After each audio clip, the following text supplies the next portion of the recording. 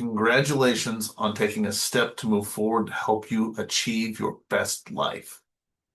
This SMART Goals workbook is going to help you figure things out and help you discover things that you were not aware of when you were setting this big goal. And let's face it, this big goal is causing you some fear and some anxiety. This workbook is going to help you deal with some of those fears and some of that anxiety. So I'm so excited that you've chosen to download this free workbook to help you accomplish your goals. If you don't already know me, my name is Lawrence Stone. I'm the basic trainer. I studied music in college. I've been an entrepreneur my entire life. I've helped build and solidify a lot of businesses, helped keep stores from closing down. As a bass player, I establish a rhythm of great music, but as your mentor, I'm helping you establish a rhythm to your vision. Let's take a look at this workbook now. Obviously, the front cover of the workbook here, Stop Wishing, Start Achieving, Your Guide to Success that others are already mastering. Now, keep in mind, a lot of people give up on their goals, and it's because they don't have clarity on what they need to do in order to accomplish them. They're not aware of the skills they need to learn. They're not aware of the fears and the resistance that they're going to deal with, even though they might kind of have an idea. Until you actually sit down and write it all out, you don't really have that knowledge of what needs to happen, what's going on. And that's why this workbook is so important. They say a goal that's not written down is just a dream. Well, I think part of writing it down is this discovery process that we're going to go through today. You have to discover more about what's going on with those goals. Now, if you follow me, if you've worked with me, if you know about anything about me, you know I like to start by looking at the long term. Where do I want to be in my future? What do I want my life to look like? Let's say 10 years down the road. It could be different for some people. Maybe it's 5 years, some people it's 20 years, 50 years, whatever that benchmark is, what you want your life to look at. Ultimately, in order to get there, you need to have a benchmarks set up. So if you're looking 50 years down the road, you need a 10-year benchmark. And then from that 10-year benchmark, you need a 3-year benchmark. And then from that 3-year benchmark, so you need to be here in 3 years, to be here in 10 years, to be here at X number of years. Well, in order to be here in 3 years, you also need to know where you're going to be in 1 year. And what we're doing is we're trying to create that progress that's gradual. Otherwise, you'll be at the end of that 50 years and realize I didn't do anything, and you're never going to hit where you wanted to be. So we're trying to help you get there, to build that progress there. And then even within my year goals, my annual goals, I set up quarterly benchmarks. So that way, every quarter, I have a new opportunity. But every quarter when I sit down and set new quarterly benchmarks for my goals, and there's usually 3 or 4 of them, I'm sitting down and I'm asking these questions for those benchmarks. When I sit down and I do my goals for the year, I'm asking myself these questions for those goals for that year. Even with my 3-year goal and objective, I sit down and I do this. With my 10-year objective, I sit down and I do this. Because I'm not just writing down this dream to make it a goal, but I'm discovering more about what I need to do and who I am in order to be able to accomplish it. SMART goals have been around for a while. Here's just a little bit of background. This is in the workbook. I'm not going to go through all of it, but you can find out a little bit of the history of the SMART goals. They've been around for 40 plus years, and they're great. They're used everywhere. Anyone who's growing their business talks about SMART goals. At least that's been my experience. So now let's go through each of these questions specifically. So S in SMART is obviously specific, and I want you to throw in the details. So what exactly is it that you want to accomplish? And part of knowing what you want to accomplish, you also need to understand where you're at now. And so that's the second question in your specific goals. Knowing what you want to accomplish, what is your starting point? Go ahead and pause the movie whenever you need to and fill in the answer to these questions. So the M in SMART is measurable, quantifiable indicators. And what's neat about this is this helps you know that you're actually accomplishing something, that you're doing what you're setting out to do. I'll give you an example. It's interesting. I had a client once who felt like he wasn't doing enough marketing for his business. Now, maybe his business was at the point that he needed to be doing more, but I said, let's talk about what your goal is for marketing, what it is you're trying to accomplish. And we sat down and we came up with some terms and things that he needed to do.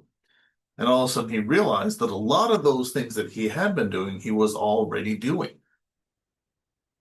And all of a sudden, he no longer felt like he was failing with his business. He felt like he was actually succeeding because he was going out and taking the steps. And we were even able to take a look at the growth that he'd been able to accomplish as he had taken those steps.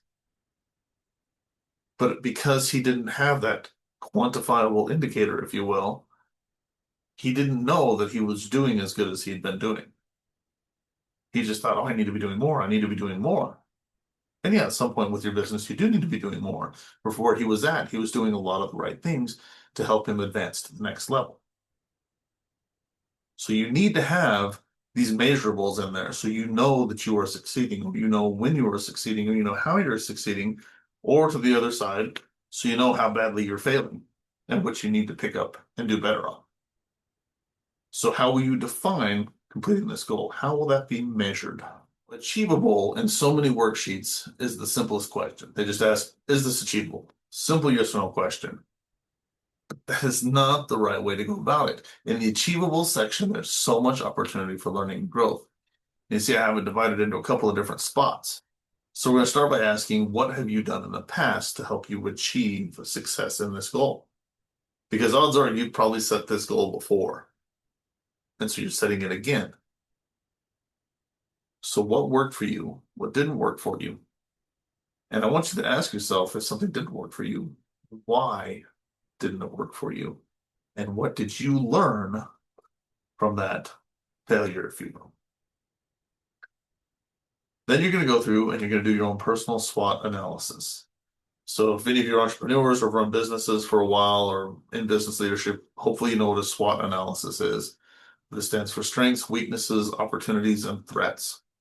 And these are important for any business to go through to help you understand what you need to do in order to grow. On top of that, though, even with your personal goals, doing a personalized SWOT analysis of yourself can help you understand where you are with regards to this goal. And a lot of times I'll fill out these sheets and the SWOT analysis is fairly similar, has some crossover with different goals, but every once in a while I'll have a different goal where I realize my strengths and weaknesses are very different as they relate to that goal. But ask yourself, with this goal, what are my strengths? What are my weaknesses? What are the opportunities that are available to me by achieving this goal, working through this goal? What are the threats that will stop me or slow me down? And specifically with threats, we even talk about emotions. What are some of the emotions that are threatening you? Some of the fears, some of the resistance, and even some of the relationships that may stand in your way. A common goal out there that many people are working on is weight loss. I know I'm working on that myself. I have SWOT analysis and I have a SMART goals worksheet filled out for my weight loss. And I can, some of the strengths that I have with that are I know the healthy foods that I can be eating. I know how to exercise. I have pulled out my weight bench and I have access to a weight bench at home and home workouts. These are some strengths that I have. Some of the weaknesses that I have. Currently, I'm trying to do these workouts by myself. Occasionally, I get my sons involved and I want to have my sons get more involved. But right now, sometimes it's tricky to self-motivate. I used to be very good and very consistent with working out in the mornings. But lately, I've filled up my mornings with other meetings and obligations. And so my mornings are a little more booked. That's a weakness that I have is I need to figure out my schedule and reset and reestablish that pattern. But the opportunity that I look at too is again coming back to my kids. My boys are at that age where I want them lifting weights. I want them getting stronger. And so there's an opportunity there for me to work with them and have them exercise and build their character, build their development, and build their muscles as well. Establish a pattern while they are young of exercising so they do it as adults. This is something my parents did not instill in me, but I want to instill into my kids. Then there's those threats. Any of you who worked on weight loss, you probably lost weight and gained it back and lost weight and gained it back. And it does a toll on your health, that yo-yo dieting. That is a threat. There's a fear there. There's a worry there. I'm going to do all this work and then I'm going to fall off the wagon or whatever and drop the ball and gain it back. So I need to deal with that fear. As far as relationships go, sometimes with eating healthy in the past, it was difficult because My wife wasn't as excited about my diet, my restrictions, and my eating restrictions, and neither was the rest of my family. Now, it's not as much of a threat now because my wife has all of a sudden decided that she is also wanting to do better with this as well. And so we can work on it together. So it's nice that I have that relationship of support. But in the past, it hasn't always been there. And maybe you're running into that in your life. Maybe your spouse or your kids, they can eat whatever they want and stay skinny and not have to worry about losing weight. And so it's difficult to restrict your diet around people who also are not restricting their diet. Now, these are just examples. Obviously, weight loss, I go with that one because that's a common theme with a lot of people. But there's business goals that you can relate to this with. And in fact, with your business goals, some of the relationships you might look at as threats are some of the actual employees that you have. And this might be a sign that you need to get rid of them and move on to the next employee. I remember in John Huntsman's biography, when he took over a business and he set out a goal and he knew what he wanted that business to accomplish, what he did is he interviewed everybody to ask them what they thought, if they thought this goal was possible. And anyone who said it was impossible was let go because he knew they would hold back the vision of the company. Yeah. So this next section, the R, is on relevant. And I want you to think about this in terms of what the next step is. If you have a 10-year goal and you're working on this for your 3-year goal, how is this relevant to your 10-year vision? If you're working on your annual goals, how is this relevant to your 3-year mission or even your long-term vision? If you're doing a quarterly goal, how is this helping you with your annual goal? How is it relevant? And even again, you can go back to that long-term vision. How is this relevant to who you want to become long-term? And then on top of that, I want you to identify the relevant people in your life who will be supportive of it. Because if they're not going to be supportive, they're not actually relevant. But there are relevant people in your life who will support you, who will help you build, and who will be there for you. And so take note of them. You might even take note of how their lives are going to be enhanced by you going through this journey. And now on to the T in the SMART goals. Timely. It's important that you have a time frame of when you want to have this goal accomplished. And again, if it's an annual goal, end of the year, that makes it kind of simple. But you might even be able to get it done earlier in the year. Maybe you won't have time to do it in November and December, so you need to get it done in October. Have an end date of where you want this to be accomplished. What you'll do in this section is you will list that end date. So put that on the first line. Goal completed on this date. This is the due date. This is what completion looks like. And then when you complete it, date it. Might even put your initials on it or something. And then below that, start listing steps. Now, some people list the steps first and put the completion goal on the bottom. That's fine, however you want to do it. I like putting my completed goal on the top. That's just personal preference for me. So let's say your goal is to write a book. And you're going to say, okay, a year from today, I want this book to be completed.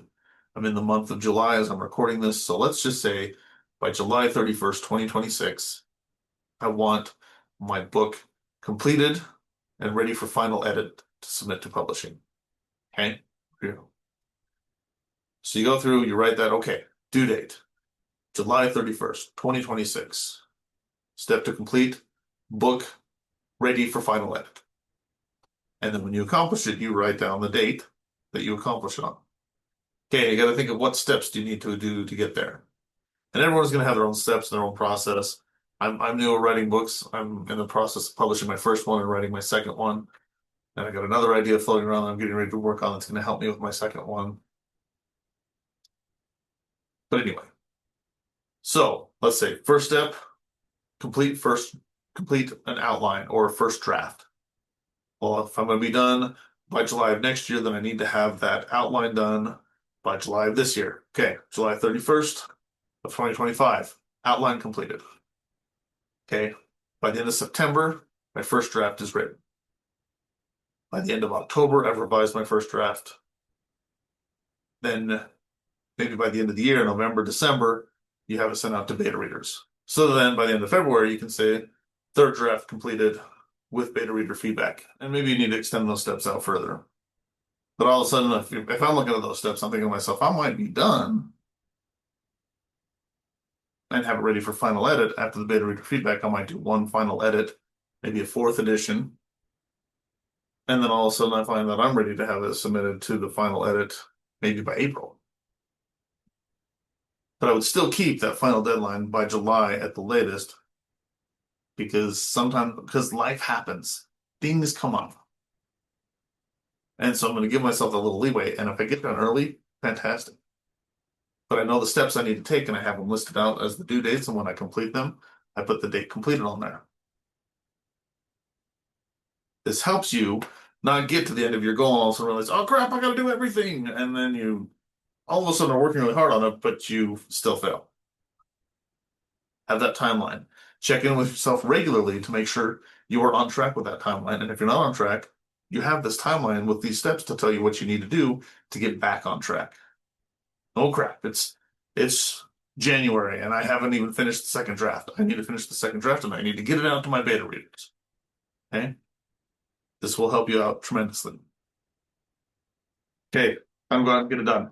You have your goals written down. You have all the things you need to discover on them. You're aware of the fears that you have to deal with. You're aware of the relationships that will hold you back, but you're also aware of the relationships that will help propel you forward.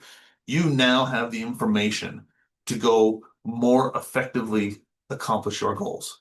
Congratulations on taking these steps. Review your answers. You might even change them as you go along, but be aware of your answers and use this workbook anytime you need to. That's why you have it downloadable. You don't have to print off all the pages, just print off the question pages and fill out the questions whenever you need them. And they're going to help you achieve a better life, a more accomplished life, the life that you desire to build. Help you become a boss level adult. By the way, that's my second book I'm writing, Boss Level Adulting. Be sure you watch out for it. It's going to be an amazing book. It's going to come with an online course as well. And there's going to be so many practical skills to help you become more successful and build that right mindset that is going to take what you're learning here and amp it up, turn it up to 11, man. It's going to be awesome. So be watching for it. And thanks for your time.